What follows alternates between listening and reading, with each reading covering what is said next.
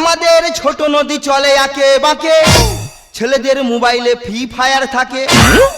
চিকচিক করে বলি কোথা নেই কাদা, দাদা ফেসবুকে ঢুকে দেখি কালো মেয়ে সাদা। পার হয়ে যাই গরু পার হয় গাড়ি, ইয়ং ছেলেরা সব বজ্জাতের গাড়ি।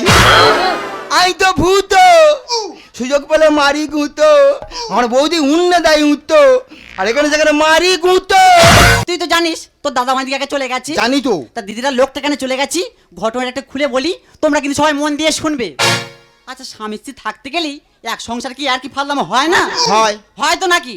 ঠিক এরকম সন্ধ্যেবেলা দুই লোকে বসে বসে গল্প করছি, গল্প করতে করতে দেখি না লোকটা দেখি আমার সাথে কাতর করতে দিচ্ছে। আমি আর কি করে ঠাস করে একা চর মেরেছি।